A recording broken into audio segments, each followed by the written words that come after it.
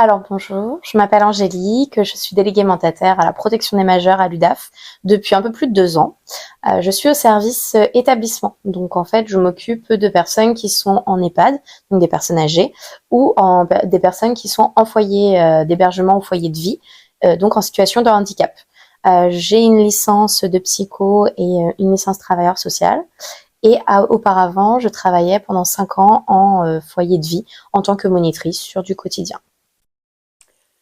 Eh bien bonjour, je m'appelle Emmanuel, je suis délégué mandataire judiciaire à la protection juridique des majeurs. Je suis des personnes qui sont à leur domicile. Je travaille à l'UDAF d'Indre-et-Loire depuis à peu près 2 ans et je suis titulaire d'un master 2 en droit civil et en droit pénal.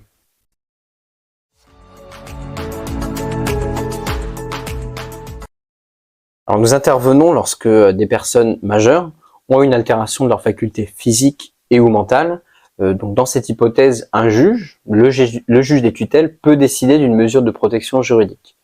Donc dans le cadre d'une curatelle, on va être là pour assister la personne, et dans le cadre d'une tutelle, on va être là pour représenter la personne.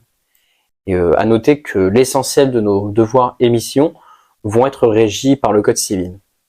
Effectivement, et donc dans les missions du délégué, il va y avoir la mission de protection. Donc on va être là pour s'assurer notamment que la personne puisse donner son consentement, que sa volonté aussi puisse être entendue. Il va y avoir la partie par rapport au budget. Donc on va percevoir les ressources de la personne et régler les factures. Et on va travailler avec elle autour de son budget. Administrativement, on va s'assurer que ses droits sont ouverts et soient renouvelés. En termes de gestion immobilière, si elle a des biens immobiliers, on va s'assurer de la bonne gestion par rapport aussi à ses biens mobiliers et ses comptes bancaires. Et enfin, on va être en lien avec les partenaires, les intervenants, en fait toutes les personnes qui gravitent autour de cette mesure de protection et du majeur protégé. Je pense qu'il faut d'abord faire preuve de discrétion, parce qu'on est amené à avoir des données personnelles des majeurs, notamment, ou de leur situation. Donc je pense que c'est la première chose. Après, le côté relationnel va être très important, que ça soit pour créer une relation de confiance avec le majeur, mais aussi on peut être amené à rencontrer ses proches, à être amené à rencontrer des partenaires en lien avec sa situation. Donc je pense qu'il faut faire preuve justement d'empathie en fait pour justement que ce relationnel-là et ces partenariats-là fonctionnent.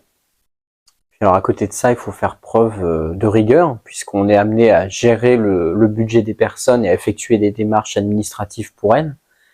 Et à côté de ça, il va falloir également faire preuve d'une certaine adaptabilité, puisqu'on rencontre des personnes qui sont dans des situations très diverses. Et lorsque certaines d'entre elles sont malheureusement dans des situations de grande détresse, nous devons faire preuve d'une certaine réactivité pour pallier à cette détresse en mobilisant l'ensemble de nos partenaires et de notre réseau. Pour accéder au poste de délégué mandataire judiciaire, donc il faut un niveau licence, donc ça peut être comme moi une licence de psycho, ça peut être une licence de droit, ça peut être un diplôme d'éducateur spé, d'assistante sociale. Et en fait, une fois qu'on a ce diplôme, après il faudra une certification propre au délégué mandataire, donc le CNC, et il y a aussi une licence pro qui existe. Et de toute façon, à partir du moment où on exerce, il faut prêter serment devant le tribunal.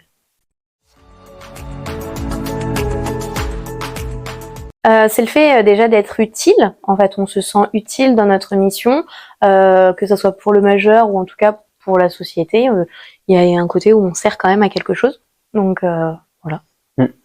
Oui, puis c'est un métier aussi en même temps très riche, de par les diverses situations qu'on va rencontrer, mais aussi les domaines d'intervention en fait auxquels on est confronté. Parce qu'il faut avoir des connaissances élargies quand même dans le milieu juridique, mais aussi dans le domaine du médico-social. Donc voilà, c'est quand même un métier qui présente une très grande richesse. C'est ça, exactement. Et en plus, il y a beaucoup de relations avec les partenaires, notamment. Donc, par rapport aux situations du coup variées, on est amené à être en contact avec plein de personnes différentes, en fait, des professionnels ou de l'entourage du majeur. Et je pense que ce qui est important aussi, c'est la relation avec l'équipe, en fait, parce que même si on est assez autonome dans notre travail, il y a aussi ce côté équipe avec ses collègues, son chef de service, etc. Oui, puis alors ça fait partie aussi d'une des choses très appréciables, c'est voilà, c'est qu'on a quand même une bonne entente et une bonne humeur générale avec les collègues ici.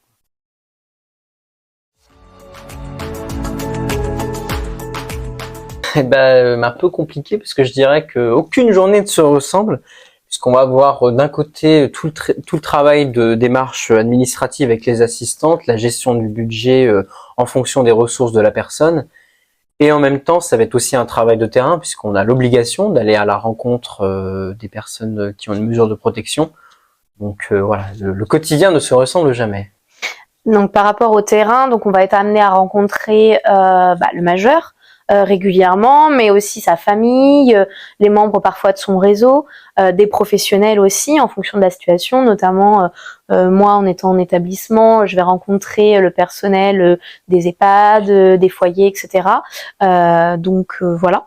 Et on va avoir aussi une mission aussi de rendre compte au juge, donc de par différents écrits ou des formalités en tout cas par rapport à la comptabilité, par rapport à tout ça.